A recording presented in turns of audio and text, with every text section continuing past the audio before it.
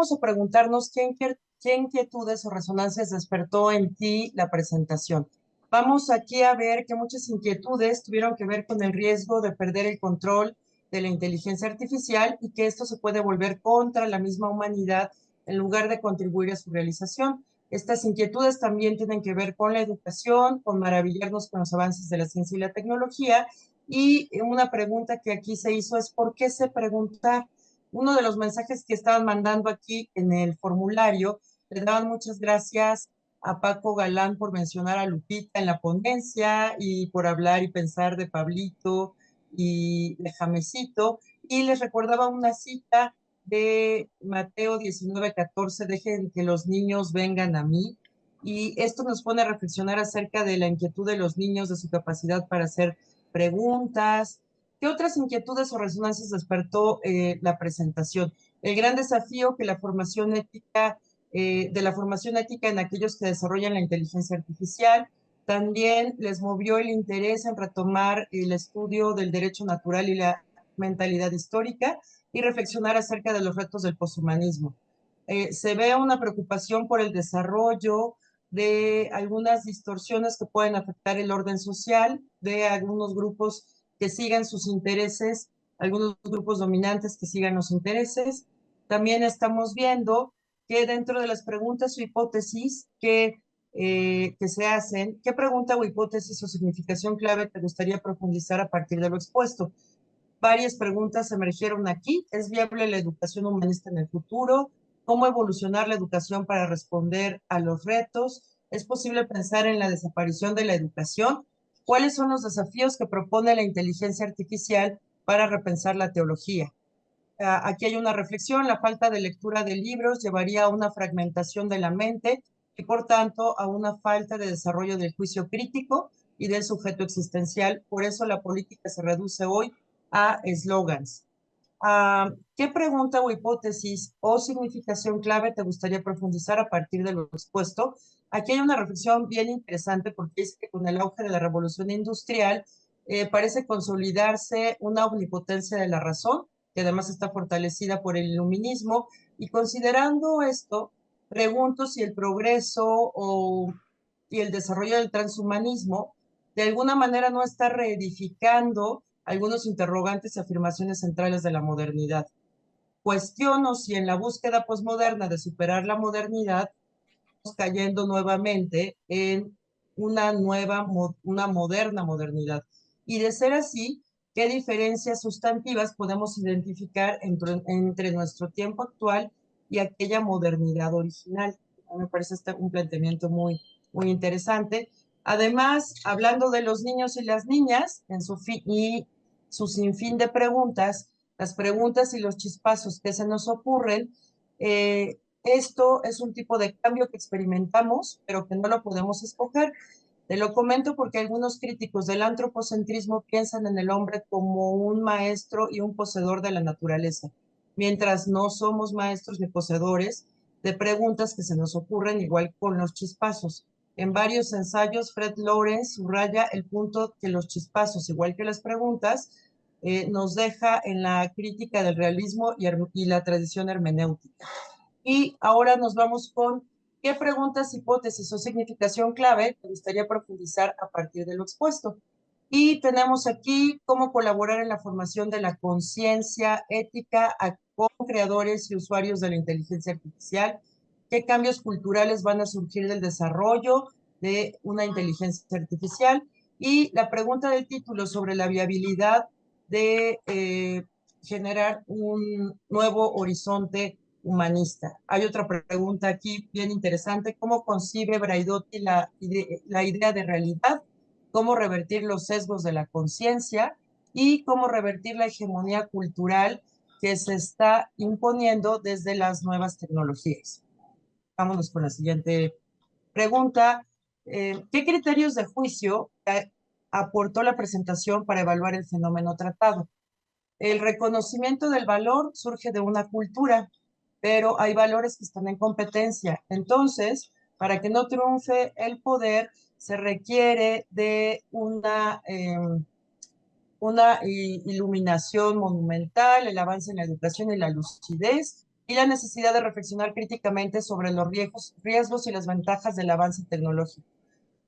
Hay un desafío que genera nuevas y grandes oportunidades. También estamos invitados a superar críticamente las posturas extremas entre bioconservadores y posthumanistas radicales para tratar de llegar a un juicio razonable sobre el tema. Estamos invitados a superar estas posturas extremas también.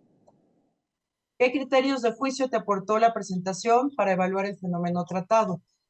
Cosmópolis no es un ideal, sino una solución para la decadencia.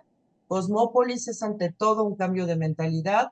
Se necesita un grupo que tenga la capacidad de autoapropiarse, se necesita un grupo autoapropiado de su conciencia intencional. La cultura representa la capacidad de orientar y sostener las significaciones comunes. La autenticidad y la autenticidad se halla en tres portadores diferentes: la comunidad, los individuos que son autoridades y en los individuos que siguen autoridad. Se trata de rechazar el reduccionismo epistemológico contemporáneo, integrando saberes marginales para cuestionar la demonización de lo natural. Aquí hay un cuestionamiento también fuerte. ¿Qué criterios de juicio te aportó la presentación para evaluar el fenómeno tratado?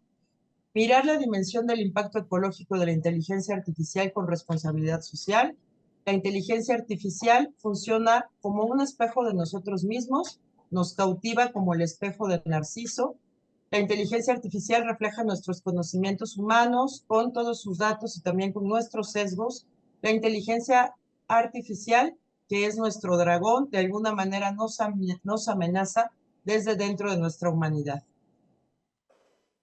¿Qué propuestas de acción o línea de trabajo te imaginas como posibles proyectos para lo escuchado? Decidir mi inmersión más en serio en el uso y en el estudio de la inteligencia artificial, incorporarlo a mis clases, pensar sobre ella y escribir sobre ella. Con respecto a lo difícil de sacar al niño o la niña que existe en nosotros, desde el precepto reconoce tu historicidad.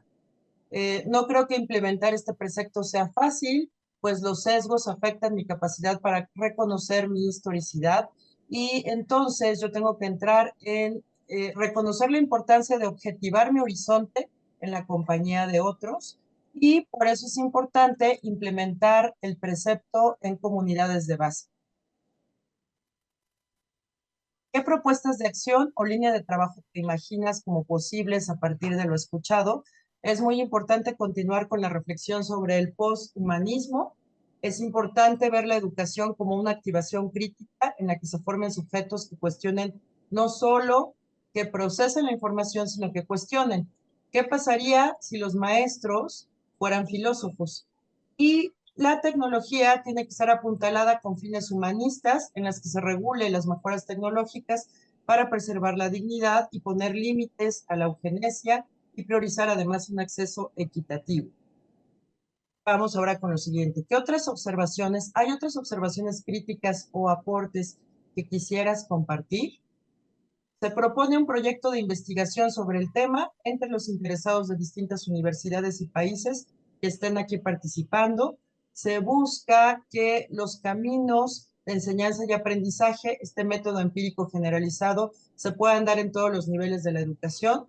Esto puede ser un cambio, sin duda lento, un movimiento cultural que no rechaza una postura o un enfoque humanista, al contrario, que pueda ser una recuperación del principio de movimiento y reposo en relación con lo que decía Paco Galán ayer. Sin embargo, en mi experiencia a nivel bachillerato, universidad y posgrado, no ha sido fácil intentar sacar al niño Jamesito, a la niña Lupita, en parte porque no existe mucho apoyo institucional, ni para la autoapropiación, ni para perder tiempo, entre comillas, días, incluso semanas, para dirigir esfuerzos a problemas aparentemente triviales. Entonces, esta es básicamente lo que yo pude recolectar de la información que ustedes me mandaron ayer en el formulario y también de algunas inquietudes que yo pude tener en los apuntes. Me parece muy interesante. Tú me dices, Vero, si quieres que deje la presentación para que se tengan en alguna pregunta o ya la retiro. Sí, Gracias, muchas querida Vero. Muchas gracias, Male. Sí, después si nos podés acercar la presentación, que además está muy hermosa para que podamos repasarla. Y claro que sí, Bueno, te la mando. perfecto, gracias. Bueno, la idea ahora es abrir un poquito el diálogo. Estas son las resonancias que nos llegaron por el formulario. La intención del formulario era marcar estos 4 niveles y finalmente si había algún otro comentario o algo que quisieran hacer para hoy.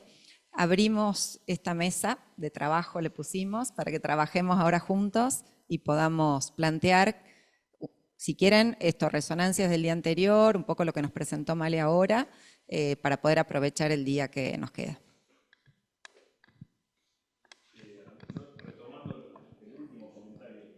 Espera un poquito que no te escuchan, ahí te acercan el micrófono.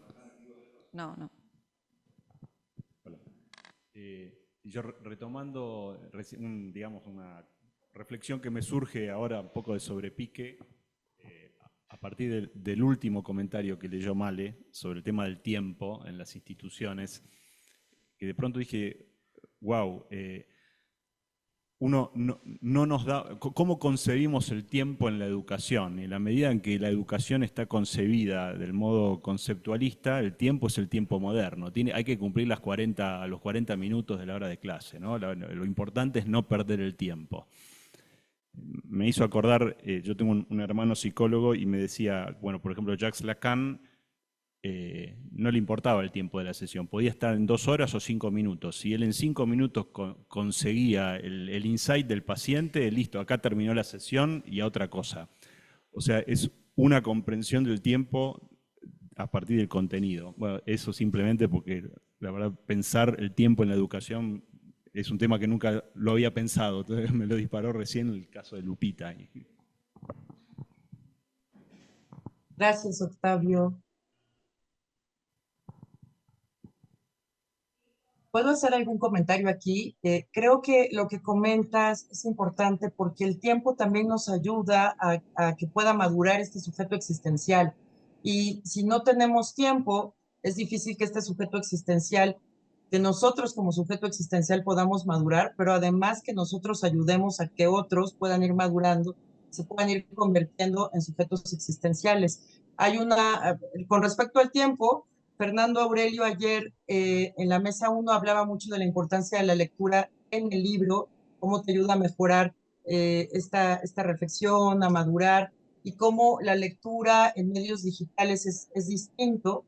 Y justo tiene que ver también con el tiempo. Estamos tan apurados que no nos damos el tiempo para leer un libro completo a veces, y los estudiantes han aprendido a simular, eso decía ayer Fernando Aurelio, algunos estudiantes han aprendido a simular que leen los libros completos y a mantener diálogos de libros que no han leído completamente. Eso también tiene que ver con el manejo del tiempo.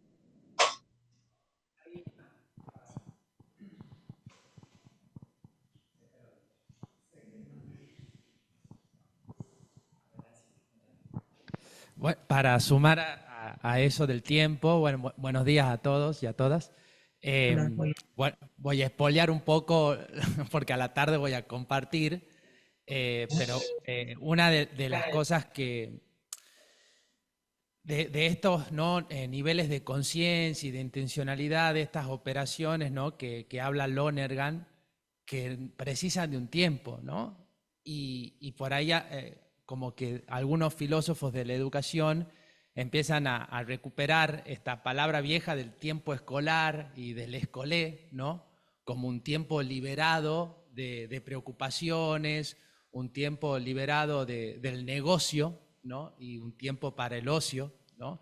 Que me parece que las aulas hoy estamos, ¿no? En las aulas súper acelerados, ¿viste? No llegás con los contenidos, que un día das una clase de un tema y al otro día ya das otro tema, y en 3 clases ya tenés el parcial y después viene el recuperatorio y hay un paro en el medio o un feriado. Entonces hay algo de la temporalidad en la escuela que me parece que que es muy interesante lo que planteás, ¿no? Y lo que se plantea en cuanto a la necesidad de volver a tomar esto del tiempo, porque, bueno, estas operaciones, ¿no? De las que habla Lonergan, ver, oír, tocar, oler, inquirir, imaginar, y hasta que habla de hablar y escribir, necesitan de un tiempo, ¿no? Y entonces, bueno, ¿qué pasa con ese tiempo escolar, ¿no? En qué se está transformando? Y bueno, algo, y bueno, si no ya no voy a decir nada a la tarde, pero cierro con esto, como que me parece que el oficio del profesor es dar tiempo, ¿no? Es como recuperar esa cosa de dar tiempo, ¿no? Dar tiempo para leer, dar tiempo para escuchar.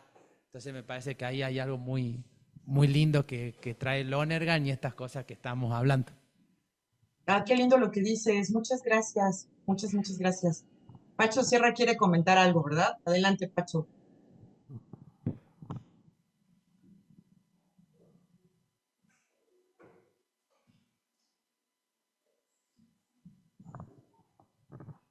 Male, ¿No?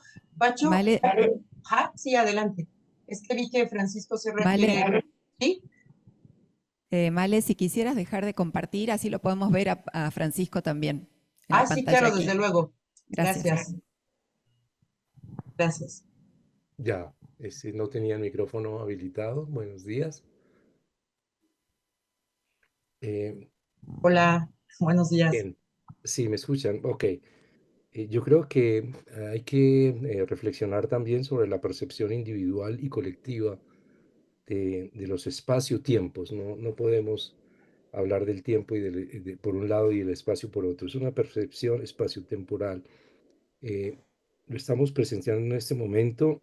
Los tiempos digitales y los espacios son veloces e instantáneos, nos generan otro tipo de presencialidad caleidoscópica, cambiante, entrecruzada, también segmentada, muchas veces superpuesta. Abrimos para leer un artículo y nos sale encima la publicidad, es fragmentada, dispersa.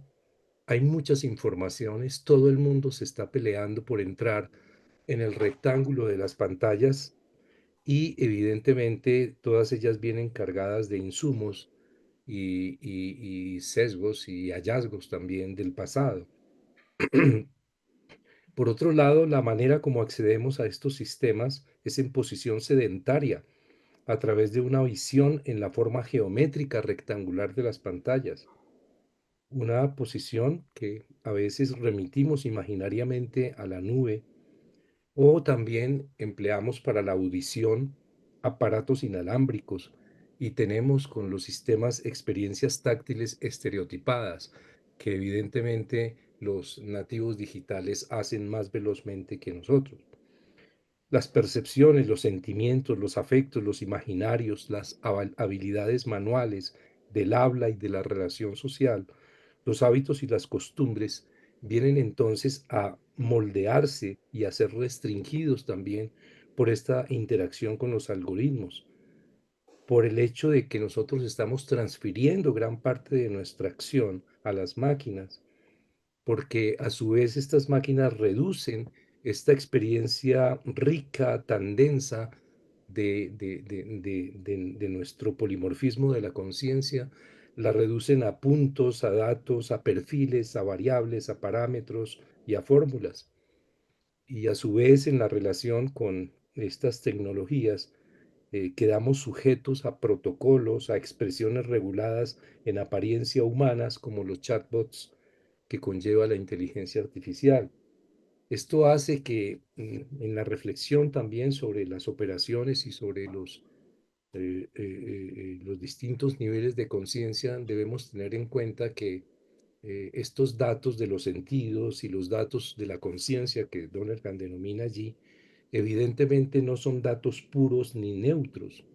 Ya todos pertenecen a cierto tipo de empautamientos y están evidentemente ligados con nuestra historicidad.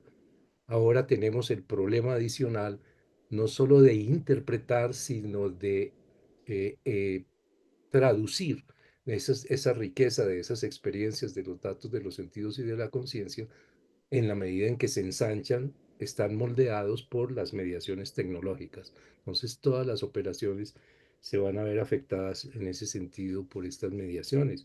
Evidentemente, la experiencia a nivel psicológico, pues ya hay muchos casos que se estudian, pero también habría que atender a estas otras dimensiones. A mí me preocupa mucho la reducción tecnológica a un rectángulo visual de lo que es una realidad mucho más compleja y mucho más englobante con respecto a la experiencia. Pero podríamos recorrer también otras operaciones. En parte tenía algo dispuesto. eh, eh, eh, Evidentemente, el tipo de preguntas que nosotros hacemos eh, arroja posibilidades de que sean almacenadas, pero muchas veces los medios de carácter digital no logran hacer una escala de esas series de preguntas para convertirlas en preguntas más complejas, en cuestionamientos más profundos. Y entonces parecen reducirlas a todo, a solo un mismo nivel. Eh, a su vez, tenemos que hacernos preguntas sobre eh, los centros de metadatos, las plataformas, cuál es su actualización, su fiabilidad, cuáles son sus vínculos con determinados intereses comerciales, etcétera. Ese tipo de preguntas también tienen que salir a la luz cuando nos relacionamos con nuestro tipo de medios. Mm, A su vez, toda la discusión que hay sobre la inteligencia artificial, evidentemente la inteligencia artificial pues es ante todo una especie de oxímoron porque ni es tan inteligencia ni es tan artificial, por decirlo así. Eh, es todo el interrogante. Habría que ver en qué medida la inteligencia artificial distingue eso que Lonergan distingue tan profundamente como insights directos, inversos sobre todo, los críticos y los insights prácticos. Creo que eso es supremamente importante.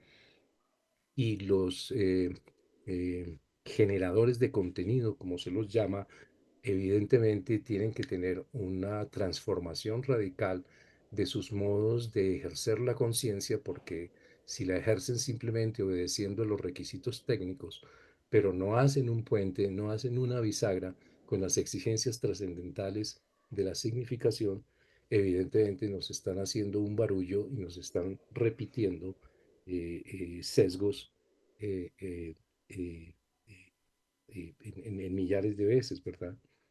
Desde luego que hay que confrontar el papel que tiene la abstracción en el conocimiento y en la acción. No tiene un carácter, Lonergan insiste en que la abstracción es el criterio selectivo de la inteligencia y ese criterio selectivo es fundamentalmente enriquecedor. La expresión abstracción enriquecedora debe de alguna manera sustituir a esa semántica básica e intuitiva de que abstracción significa quedarse con unas cosas y desechar otras. En este caso, la abstracción digital es bastante reductora porque conduce todo a números y a caracteres y, como mencioné ayer, está muy condicionada por el residuo empírico. En ese sentido, el proceso de digitalización tampoco es análogo con los procesos investigativos, ¿verdad? Sugiere, abre posibles interpretaciones, pero evidentemente no recoge la manera como nosotros moldeamos esa experiencia y esa investigación. Eh, Francisco, discúlpame que te Gracias. interrumpa. Diga, ¿Querés cerrar un otras poquito la personas. idea y pasamos la palabra? Sí, habría otros elementos. En mi charla hago la relación de estas operaciones con eh, la inteligencia artificial como una ilustración. Sí, Bueno, gracias Francisco. Acá Luis tenía una pregunta. Gracias. No saben lo interesante que es para mí que tengo una observación, si quieren, externa a todo este movimiento, esta reunión, ¿no? Y se me despiertan preguntas y cuestiones que no sé si son complementos de lo que se está discutiendo, ¿no? Veo que la discusión se enfoca mucho en el tiempo en el aula, el tiempo en la formación tradicional, ¿no? Uno va al colegio, escuela primaria, escuela secundaria, universidad. En realidad, lo que la vida moderna nos impone es que la necesidad de formación es continua. y esos trayectos son solamente trayectos iniciales, es el inicio del camino del aprendizaje. Lo que se produce, y viviendo la vida, sobre todo en las entidades, en las empresas, en el mundo productivo, es la necesidad del aprendizaje continuo. La novedad tecnológica es tan cambiante, es tan dinámica, que no termina de aprenderse nunca. Entonces, este es un fenómeno que me parece que el mundo académico todavía no ha interpretado bien. Por ejemplo, doy mi caso personal. Yo egresé de mi universidad, de mi facultad, hace 40 años. Creo que jamás en 40 años mi universidad se preocupó qué hizo de mí, ¿no? Es decir, un total abandono. Terminé, me graduaron, buenas noches, ¿no? Que te vaya bien.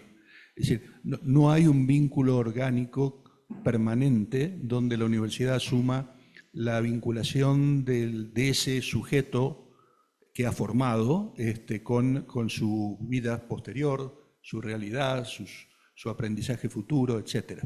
Así que a mí me parece que hay todo un tema para desarrollar, que es cómo definir el espacio de la educación, ¿no? Y cómo la educación tiene que entender la dinámica.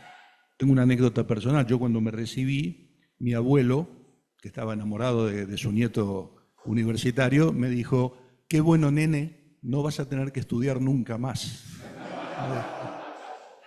Esta era la idea que tenía, y yo creo que de alguna forma la universidad pensaba lo mismo que mi abuelo. Y eso es lo grave, no que lo pensara mi abuelo, sino que lo pensara la universidad. Así que hay un tema, me parece, para desarrollar, que creo que tiene mucha riqueza.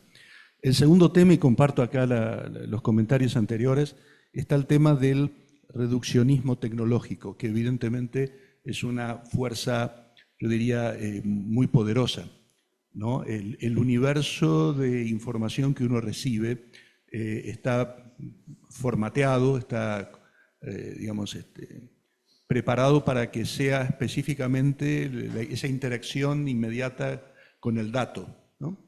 Con poca posibilidad de abstracción y de discernimiento. Entonces, ese es todo un fenómeno. También hay que verlo, y acá digo, acá hay que ver la parte positiva de esto. También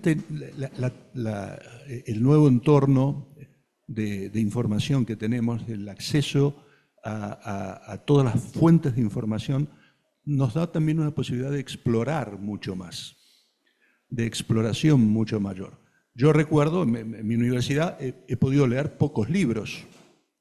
Eran los libros que estaban en la biblioteca, y obviamente era una información dirigida, ¿no? Una información, no sé, en mi casa estaba la Enciclopedia Británica. Yo leía de chico la Enciclopedia Británica. No hay cosa más dirigida y reduccionista que la visión británica de la historia. Bueno, yo me formé leyendo la Enciclopedia Británica. Es decir, en nuestro pasado hemos experimentado el reduccionismo. Y hoy en día ese reduccionismo cambió de tecnología, pero básicamente sigue existiendo.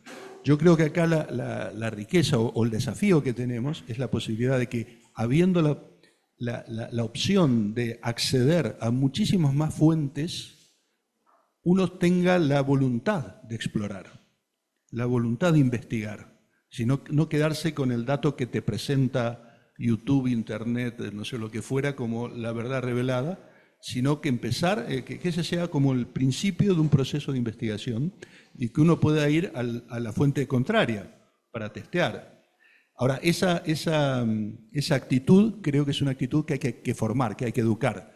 Y creo en ese sentido que la educación es realmente formar ese espíritu cuestionador, que haga que de todo el paraíso de datos que uno tiene enfrente de sí, uno tenga la voluntad de seguir investigando y seguir preguntando y seguir andando y no quedarse con el primer dato que uno recibe. Y eso creo que es un tema que sí es un tema básico de la formación, ¿no? Formar a un sujeto que sea un sujeto que no sea complaciente con el dato, que no se someta al dato y que tenga la vocación, la voluntad, la firmeza de seguir preguntando. Y como todo está disponible, la cantidad de referencias, de opiniones, de ángulos, de doctrinas que uno puede leer hoy en día es mucho mayor a la que hemos tenido nunca antes en la historia. Entonces eso hay que verlo también como una opción, como una posibilidad. Así que bueno, desde ya muy agradecido y muy interesado por todo esto y creo que todos tenemos un desafío muy grande por delante.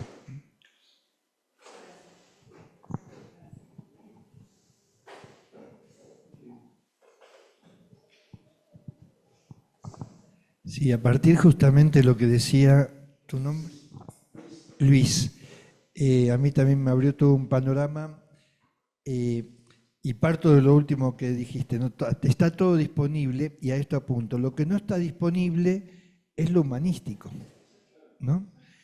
Yo voy a tres casos o 3 puntos concretos. A mí me preocupa mucho, por ejemplo, en medicina, la ausencia de la formación humanística. Uno ve los residentes, yo trabajo en bioética en los hospitales públicos de la Ciudad de Buenos Aires, como consultor de la red de comités, y los residentes siguen estudiando, pero lo técnico. Y después es llamativo como la gran pregunta que llega desde los residentes, incluso desde médicos ya con especialidades, sobre todo en lo que es guardia, en lo que es UTI, terapia intensiva, es el tema cómo me planto ante la muerte. Entonces me escapo de la muerte y lo dejo a un enfermero, porque estoy preparado para cuidar y curar, pero no para permitir morir, ¿no? Es un tema muy, muy concreto que piden, por ejemplo, y no hay esta formación humanística. En el mundo del deporte, que es un tema que también acompaño, a mí me preocupa esto, ¿no? Acompañando a los jóvenes deportistas, en el caso concreto del mundo del fútbol, ellos saben que siguen una carrera que a los 30 y algo de años, con mucha suerte, ya no tienen más nada para hacer. Y si el club no los incentivó a estudiar algo, a formarse en algo, sin desmerecer, por favor, a los camioneros, ¿no? Pero en muchos casos conozco casos de gente que termina siendo camionero, ¿por qué no? Digo, sin desvalorizar, por favor, este trabajo. Pero porque nadie lo formó para, ¿no? Y es muy llamativo encontrar, hay un muchacho que, Gonzalo es el 4 de Chacarita, este muchacho tiene 24 años y está a punto de recibirse de abogado. Las dos cosas paralelas, ¿no? Y uno dice, pero la búsqueda es personal, son pocos los clubes que en esto preparan. Y en el campo que me toca como gremio, que de los curas, ¿no? Después no agarran un libro, no se siguen formando. Y yo a veces le digo a mis alumnos, ¿no? A ver, yo no me iría a operar con un médico que se recibió hace 40 años y nunca más hizo una especialización, no se siguió formando. Y nosotros, entre comillas, estamos manejando conciencias y podemos hacer desastres, ¿no? Esto de la formación humanística, la formación permanente, la formación continua, ¿no? En lo humano es clave, ¿no? Es fundamental, más en la época en la que estamos viviendo, ¿no? Es todo un desafío.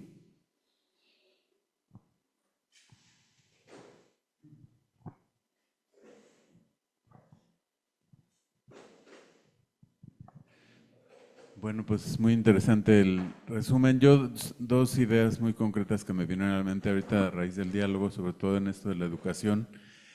Una, Philippe Mérieux, que es un pedagogo francés, dice a propósito de la pandemia, que después de la pandemia el reto de los sistemas educativos no es pensar solo cómo mejorar nuestros servicios educativos, sino cuál es nuestra misión, cuál es el sentido de la educación en estos tiempos, que ya es un mundo que se supone habría una nueva normalidad, pero estamos regresando a la misma de siempre, ¿no? Entonces me parece que desde que surgió el Internet, desde que surgió todo este mundo digital, la educación se ha ido más bien como subordinando y siguiendo estos avances y viendo cómo mejora sus servicios instrumentando esas tecnologías, pero no nos hemos preguntado cuál es la misión en este nuevo mundo de la educación realmente. Y seguimos pensando que es transmitir contenidos y pues las tecnologías nos dan mucho, ya no ahora solo contenidos, sino nos arman discursos y todo, ¿no? Bueno, segunda idea, me parece que eso tiene que ver también, o pensé en un triángulo que Andy Hargreaves propone como la actitud del docente frente a los cambios en estos tiempos. Él dice, y yo los veo como los sistemas y las instituciones educativas, creo que estamos en la misma. Él dice, podemos ser como catalizadores del sistema, asumirnos como catalizadores del sistema, es decir, impulsarlo, reforzarlo. En segundo lugar, podemos vernos como víctimas del sistema y decir, no podemos hacer nada diferente y tenemos que adaptarnos a esto. Y el tercero que él propone, dice, deberíamos ser contrapunto, es decir, enseñar en el mundo en el que estamos, no vamos a rechazar. Yo conozco profesores que ya están otra vez pidiendo los trabajos a mano y rechazando las computadoras y celulares en las aulas. No es regresar a esos, sino es cómo enseñamos en este mundo con estas tecnologías, pero con un sentido diferente. Pero eso tendría que ver con preguntarnos cuál es la misión de la educación en estos tiempos y en este cambio de época. Y entonces creo que eso no lo estamos haciendo. Y creo que las instituciones educativas más bien se están volviendo catalizadoras de ese sistema. ¿Cómo incorporamos la IA? ¿Cómo hacemos esto? O víctimas, ¿no? Bueno, es que ya no puedo hacer nada, mis alumnos usan los trabajos, los plagian, los hacen con inteligencia artificial, etcétera, y ya no podemos hacer nada más que, pues, adaptarnos, ¿no? En lugar de pensar cómo podemos hacer ese contrapunto y esta educación humanista, pero que realmente responda a los tiempos.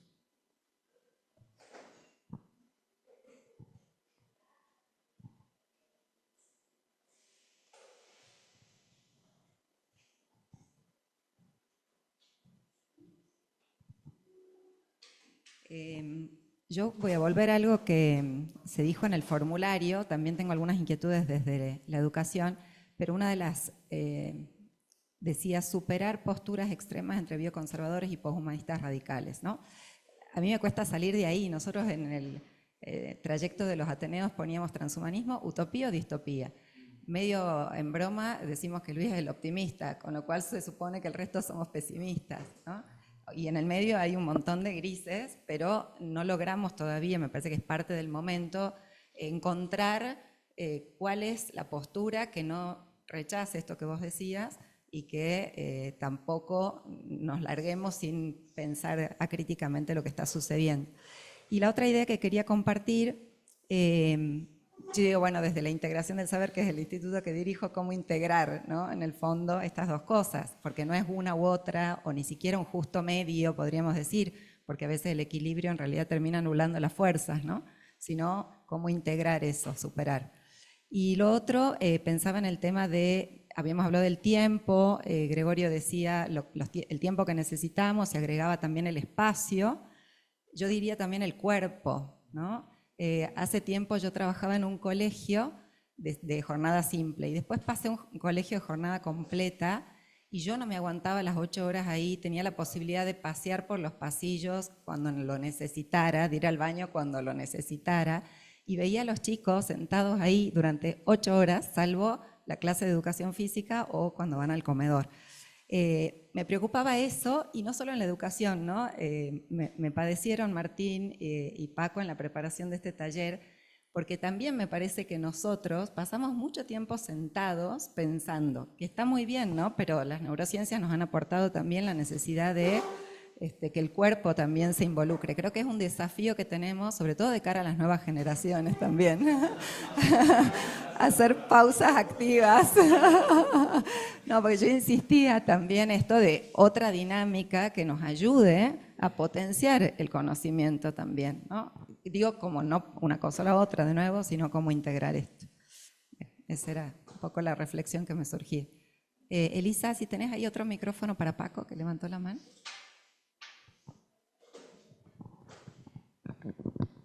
Bueno, muchas gracias, Male, por levantarte tan temprano y 6 de la mañana y hacer tarea. Gracias, querido Paco. Pobre joven, nosotros aquí muy contentos, ¿verdad? Qué noche habrá pasado la pobre Male ahí. Bueno, yo voy a hacer 2 reflexiones. A nivel teórico, creo que ayer hubo pues una diferente opinión respecto al transhumanismo. ¿qué tan fuerte pensamos que puede ser la emergencia, sobre todo de la inteligencia artificial?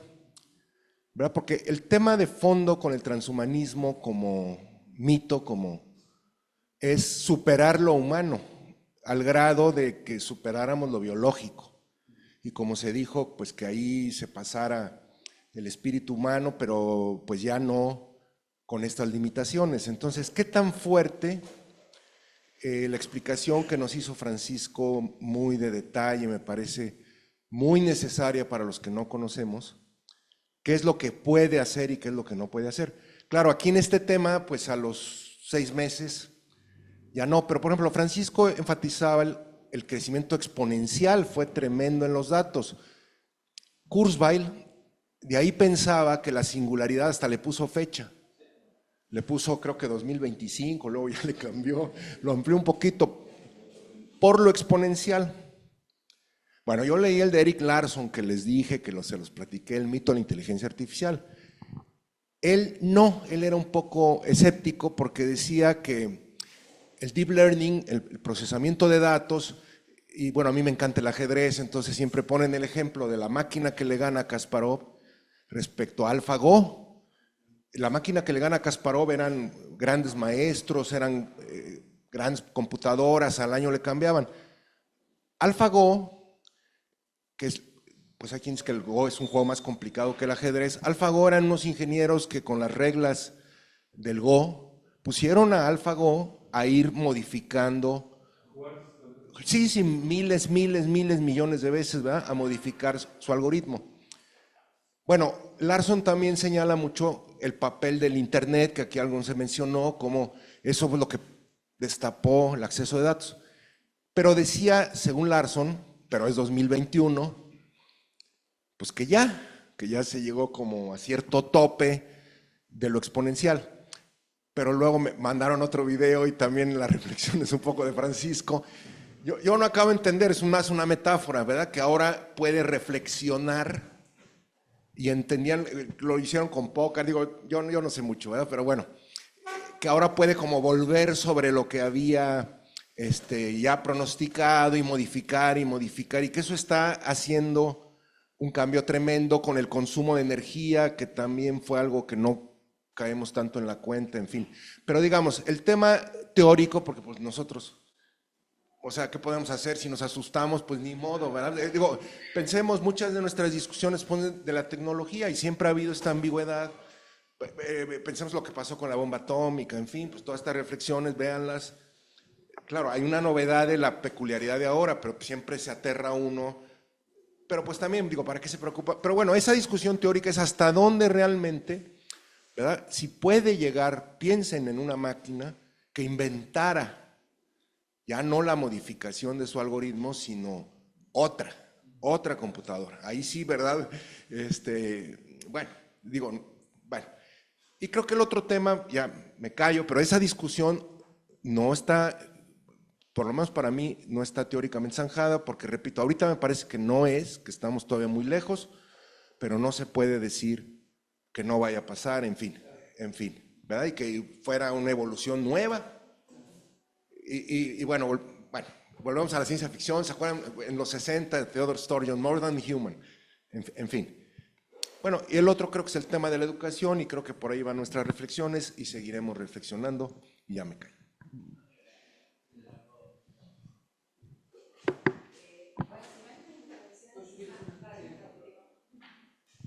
Sí, bueno, como ustedes, yo soy un educador, pero no sé... No es mi métier la educación. Lo que sí observo es que ante un mundo que ha sido muy disruptivo en muchas cosas, ha sido poco disruptivo con los procesos de enseñanza y aprendizaje. Eso es obvio. Yo enseño muy parecido a lo que me enseñaron a mí, en bibliografía, pero sobre todo en metodología. Estoy pasando por una experiencia muy interesante, que es tratar de coordinar un diplomado que van a ser 10 universidades, pero 3 lo tienen a cargo. Son la UNAM, que es una super universidad, que tiene mucha experiencia, Córdoba, también grande, y la UAM. Entonces, cada 15 días me reúno con los equipos pedagógicos de la UAM, de la UNAM, y de Córdoba, y me doy cuenta que no tenemos claro cómo asumir esas transformaciones en este contexto, ¿no? Es como que no... Hay muchas preguntas que están abiertas, y así como uno dice que la ciencia es una cosa demasiado seria para que quede solo en manos de los científicos, a veces pienso que también pasa con la pedagogía. Me parece que tiene que haber muchos más actores tratando de develar qué hacemos primero, qué vamos a hacer en este momento. Como pasó con la internet, con la computadora o con la calculadora, ¿vamos a resistirnos a los cambios a los cuales esta tecnología nos invitan o vamos a producir un cambio? Y la otra pregunta es, el vínculo de los niños, para hablar de los que están hoy entrando al sistema, comparado con el vínculo que nosotros tuvimos con las tecnologías en los procesos educativos, es tan disruptivo, ¿no? Y es tan tenue las modificaciones que se plantean, que temo que vamos a perder la oportunidad. Me parece que vamos a perder otra vez el tren. Y este no es un problema de México, de Argentina, de Chile, de Colombia. Me parece que este es un problema global, de cómo podemos pensar en cambios mucho más disruptivos en los procesos educativos. La nueva derecha lo piensa. Si ustedes fíjense en la campaña de Trump, en la campaña de Bolsonaro, la campaña, el acabar con la escuela, el permitir que los chicos se eduquen con sus padres. Bueno, a uno le puede gustar o no le puede gustar, pero te están invitando a tener una disrupción profunda. Los que creemos también en la educación como un proceso valioso, que va más allá de la instrucción, ¿no? ¿Qué estamos ofreciéndole hoy a los jóvenes? En el inicial, en la educación básica, primaria, secundaria, preparatoria y en lo universitario, ¿no? Yo digo, este quizás es un buen momento para plantearnos algo más disruptivo, como las empresas se están planteando cuestiones disruptivas. Uno piensa cómo se organizaba una empresa en los 90 y cómo se organiza hoy, cambió totalmente. ¿Por qué eso no pasa en las universidades, en los colegios? ¿Y saben dónde me parece que hay que empezar? En los procesos de formación de formadores. Yo ya estoy perdido, a pesar de que yo entiendo más que ustedes de redes neuronales, eso no me da ninguna ventaja comparativa. Cuando yo tengo que enseñar física a mis alumnos, se me queman los libros, ¿no? No tengo esa bajada a tierra. Y yo temo, pero no que tengo miedo, temo en el sentido de que lo veo como una posibilidad de que esto siga ofreciéndonos cosas cada vez más y más innovativas. Que no, bueno, todo esto que contaba Paco, nosotros no tenemos la habilidad de predecir cuál va a ser la nueva sorpresa que nos va a dar, ¿no? En términos de perspectiva estamos muy, muy mal con esta tecnología. Bueno, pasó un poco con Internet también, ¿no? Hay que admitir que pasó. Era más lento, le llevó 2 décadas, esto pasa en 18 meses, pero me parece que es algo que tenemos que aporte como lo que ustedes tienen con los estudios teológicos y filosóficos, tiene que aportar a eso, a algo más disruptivo, a una prueba piloto, a escuelas modélicas, algo nuevo tiene que surgir, porque si no nos van a pasar por arriba la tecnología y lo va a pagar la sociedad, ¿no? Bueno, muchas gracias, Pancho. Sí, a ver, menos 2 minutos.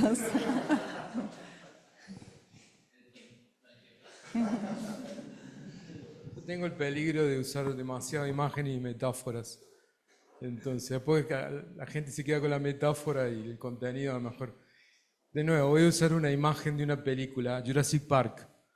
Entonces, yo lo que creo es que, me parece que es obvio, que todas las instituciones están en crisis. La iglesia, la ciencia, porque ahora están en descrédito los científicos, dicho de otro modo, somos casta. Entonces, yo uso esta imagen ¿vieron la película de Jurassic Park? Estos enormes dinosaurios que son los tiranosaurios, me parece, que van despacito. A lo mejor van en la dirección correcta, pero van muy despacio. Entonces eso para mí son las instituciones, las universidades. Perdón, Pancho, pero yo soy egresado también de la Universidad de Córdoba. La UNC o la UBA son dinosaurios grandes. Y yo hablo también de la Universidad Católica de Córdoba como un dinosaurio, pero chiquito. Acá Lucas también por ahí entraría en esa categoría, no quiero ser... una vez dije, hablo con cariño de la UCC como un dinosaurio chiquito, una mascota. Entonces las ventajas que tienen, yo creo, las universidades privadas o católicas, es que es más fácil introducir algunos cambios. No necesariamente, pero... entonces, por otro lado, siguiendo con la imagen de Jurassic Park, están los velociraptors, los empresarios. Para poner nombres, Google, toda esta, ¿no? Que van a una velocidad increíble. Entonces, claro, yo a veces vivo ahí en Córdoba, cerca de Nueva Córdoba, que es un barrio donde viven muchos universitarios, ¿no? Y por ahí alguna vez he visto a una chica que va con su maqueta de arquitectura y digo, se está preparando para un mundo que ya no existe. Entonces, ¿cómo se hace para introducir cambios en las carreras? Y hablo también de medicina, hablo de abogacía. Diagnóstico de imágenes sería un mundo también que... entonces, ¿cómo hacemos para introducir cambios de algún modo que tienen que ser urgentes? Porque estos chicos que estamos preparando, y además, como estoy de acuerdo con Pancho, no sabemos, yo al menos no lo sé, dónde vamos, ¿no? Pero a mí me parece que tenemos que colaborar más con los empresarios, me parece, ¿no? Que haya una... a menos acá en Argentina me parece, son Pancho y Luis saben mucho de esto, pero que haya una sinergia, una colaboración mayor, porque si no se rompe, porque si una parte del cuerpo va a una velocidad y la otra se queda, se termina rompiendo el cuerpo, ¿no? Entonces eso no. Muchas gracias.